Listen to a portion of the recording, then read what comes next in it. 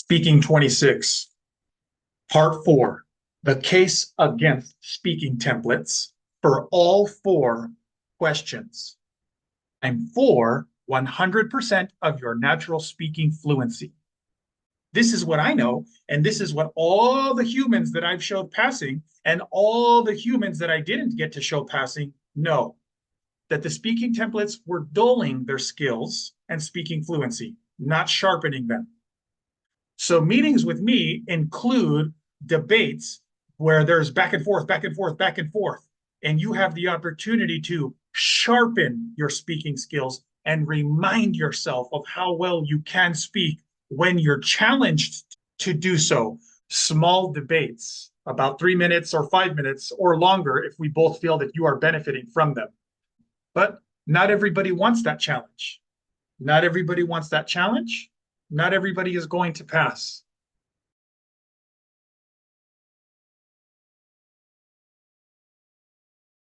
How hurtful the speaking templates have been to you. It feels good. You feel more comfortable to speak that way, but you don't realize it has been dulling your speaking fluency.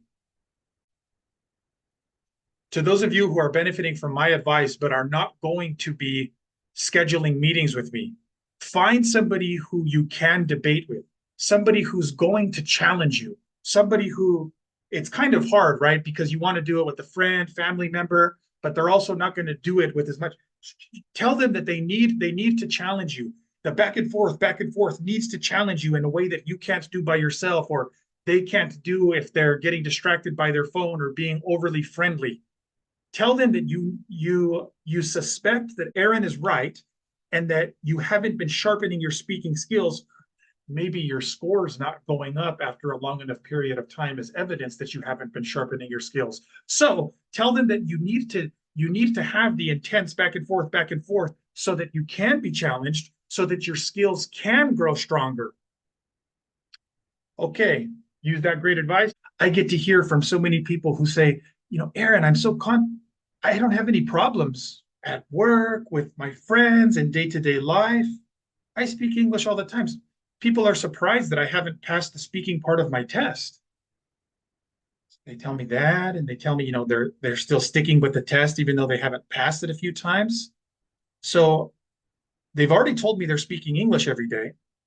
They've already told me that other people have confirmed that they speak English well, and other people are surprised that they haven't passed their speaking test. So as far as their speaking at work or speaking on a day-to-day basis goes, they're pretty confident. They're not pretending to be perfect, but they're pretty confident in their day-to-day English abilities. The way that you speak day-to-day or at work, the way, like, you have a certain level of confidence that has you continuing with this test. When you didn't pass the first time, maybe it was just the first time, I'll take it the second time and I'll pass. Okay, when you didn't pass the first time or the first 2 times, you, test taker, you have still stayed with it. Why? Part of the reason why you are continuing to take the test is because you have a certain level of belief in yourself and confidence, and that comes from the English speaking ability that you know you have. You know you deserve a higher score based on the skills you already have. So here's what I want you to do. Those skills that you already have, that you're already demonstrating on a day-to-day basis, those skills that you already have that make you feel that you deserve 26 on speaking and are surprised that you have been getting a lower score. That's the kind of speaking that is your natural speaking fluency. And I want you to use 100% of it, get 26 on TOEFL iBT speaking, finish this test, move on with your healthcare career. How often in your day-to-day life do you need more time to prepare? How often does somebody ask you something and how are you doesn't count? How often does somebody ask you a question, any question other than how are you, what's your name? Do you say, I need more than 15 seconds to prepare? Never? You don't do that? Then why do you feel that 15 seconds isn't enough time to prepare for question number 1 on the TOEFL? I'll tell you why. It's because before you have even seen the first word of the question, let alone the unique instructions for the question, you already decided on how you're going to answer. You're coming with too much baggage, too much negative baggage before you've seen the first word of the question. Instead, use 100% of your natural speaking fluency just like you do in your day-to-day life, week-to-week life. The same kind of natural speaking fluency that has led to you staying with this test and believing in yourself enough to stay with this test. You have a choice to make. You can continue using the speaking templates, which most people who work with me said when they first started, they liked them, the speaking templates, because the people taking the test takers tell me something like this. Aaron, I like them. It helps me to get started. It makes it easier for me to start. That way I know what to say. It makes it easier. Okay, but do you know what's better than easier? I have something in mind that's better than easier. Finishing the test. 26 on speaking, passing scores. How much longer are you going to continue to do the thing that's easier? I thought we were going after finishing the test, passing the test, 26 on TOEFL iBT speaking. So how much longer are you going to continue to do the thing that's easier without passing? A certain percentage of you listening to this, you've been trying, you're stuck at a certain score. Maybe you even hit 26 once, but you're not consistently getting it. And since you have to pass all 4 sections, okay. So how much longer are you going to continue with this speaking template way that is dulling your speaking skills instead of sharpening them? Aren't your test results the evidence, the data, the proof that that is not the optimal strategy?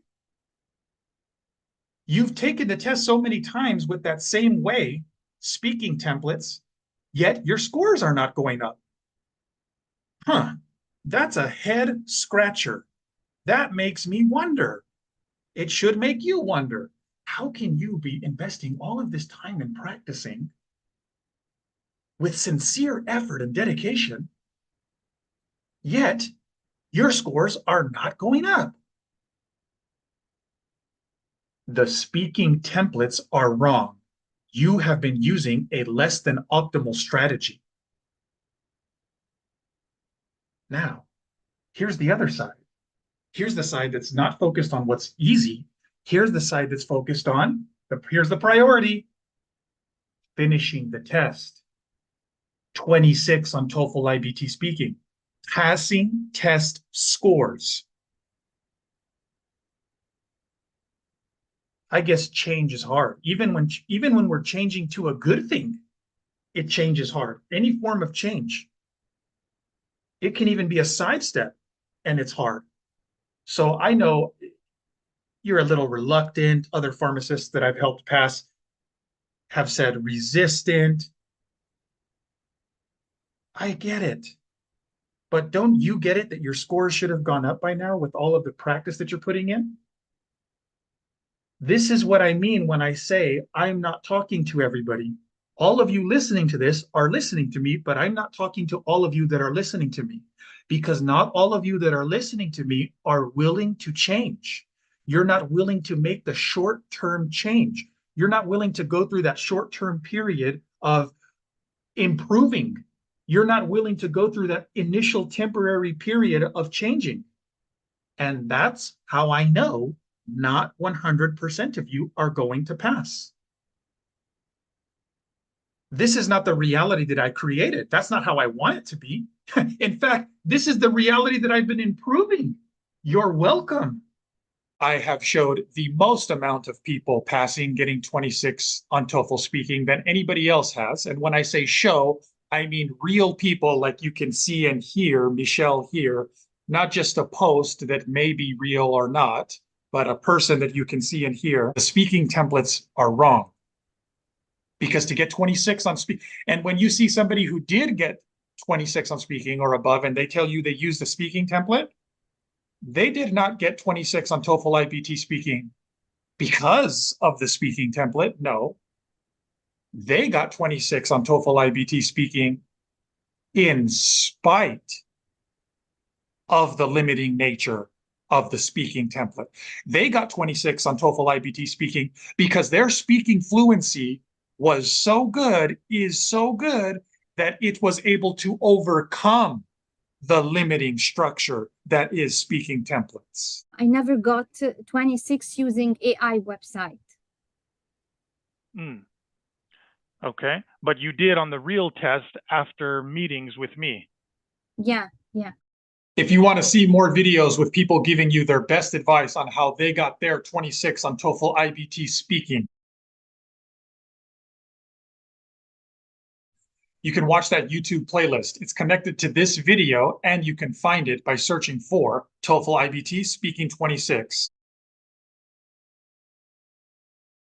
You can also find it by going through speaking26.com.